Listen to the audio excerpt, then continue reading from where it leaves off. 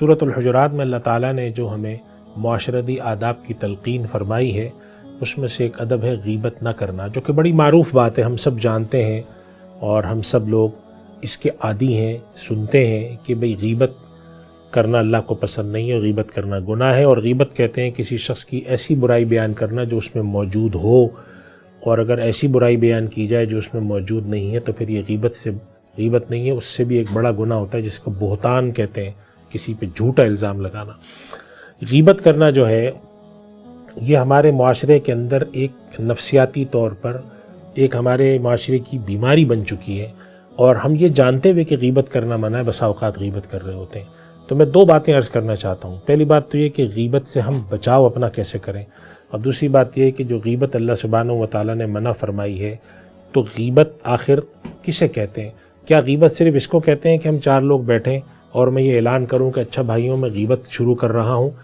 یہ نہیں ہے غیبت، آپ کو پتہ بھی نہیں چل رہا ہوتا آپ کسی کی غیبت شروع کر دیتے ہیں۔ محفل میں بیٹھے ہیں، آفس میں بیٹھے ہیں، دوستوں میں بیٹھے ہیں، تذکرہ شروع کر دیا، اچھا بھائی وہ فلاں دوست جو ہے اس کی یہ کیفیت ہے، اس کا یہ حال ہے۔ اور بسا اوقات جب ہم غیبت کرتے ہیں تو ایک بہت بڑی بیماری جو غیبت کی جو اللہ تعالیٰ نے قرآن میں منع فرمایا، اس کے ساتھ ساتھ ایک اور جملہ بھی ارشاد فرمایا ہے، اور اس کے اندر یہ فرمایا ہے کہ وَلَا تَنَابَزُوا بِالْأَلْقَابِ، ایک دوسرے کو القاب سے مت پکارا کرو۔ مثال کے طور پہ بیٹھے، غیبت شروع کی اور کہا کہ بھائی وہ فلاں آدمی نہیں ہے، اب اس کے ساتھ اس کے لیے کوئی جملہ بول دیا کہ وہ نہیں ہے فلاں لنگڑا، یا وہ فلاں کانا نہیں ہے، یعنی کہ اس کا ایک لقب رکھ دیا اور اسی نام سے پکارتے ہیں، اور جو کہ عام طور پہ کوئی برا لفظ ہوتا ہے، کسی عیب کو بتا رہا ہوتا ہے، اس نام سے پکارتے ہیں اور پھر اس کی برائی کرتے ہیں، اس کو لذت لیتے ہیں، اس سے چسکا اٹھاتے ہیں۔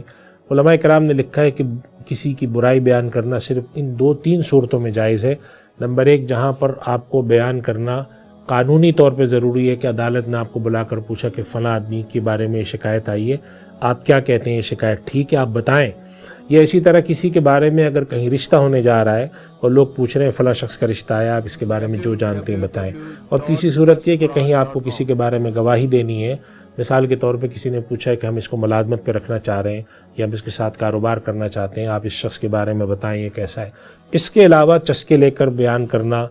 پھر خواتین بیٹھی ہیں، یونیورسٹی کے اندر اسٹوڈنٹ ہیں، عام طور پہ ہم یہ دیکھا گیا کہ جب فارغ وقت میں بیٹھے ہوتے ہیں تو وہ غیبت کر رہے ہوتے ہیں، اور بعض لوگوں کی غیبت کو غیبت سمجھا نہیں جاتا۔ ہم سیاستدانوں کے بارے میں، اپنے متعلقین کے بارے میں بیٹھ کر بڑے مزے سے بہت ساری باتیں کر رہے ہوتے ہیں، اور عموماً اس غیبت کے اندر بہتان بھی شامل ہوتا ہے۔ کوئی ایک بات کرتے ہیں، اس کے اندر اس کی تصدیق نہیں ہوتی اور وہ دوسری بات اس میں شامل ہوتی ہے۔ پہلی بات کی سچائی کا کچھ پتہ نہیں کہ دوسری بات تو مزید جھوٹی ہے۔ اور یہ بات ہمیں یاد رکھنا چاہیے کہ جب ہم کسی کے پر بہتان لگا رہے ہوتے ہیں تو الزام لگا رہے ہوتے ہیں جس کو جو ثابت نہیں ہے، اور بسا اوقات کسی کے بارے میں سنی سنائی بات کو پھیلا رہے ہوتے ہیں۔ اللہ کے نبی صلی اللہ علیہ وسلم ارشاد فرماتے ہیں کہ اللہ کی نظر میں کسی کے جھوٹا ہونے کے لیے اتنی بات کافی ہے کہ وہ ہر سنی سنائی بات کو پھیلانا شروع کر دے بغیر کسی تصدیق کے کہ بھائی میں نے تو فلاں شخص کے بارے میں یہ سنا ہے، تو پوچھا جائے آپ کو کوئی تصدیق ہے اس کے بارے میں؟ نہیں کہتے تصدیق نہیں ہے۔ تو ایک بات یاد رکھنی چاہیے کہ غیبت ہو،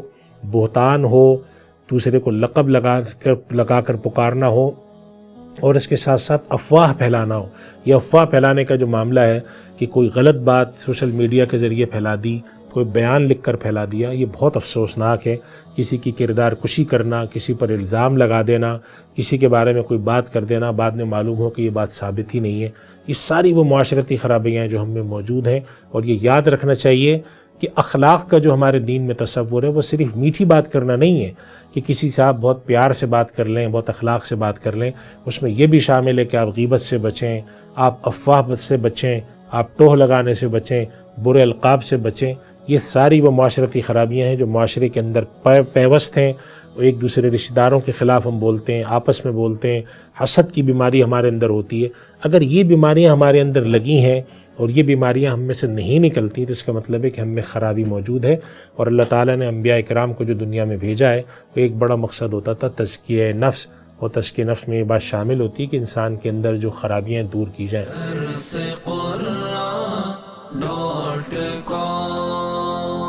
www.darsequran.com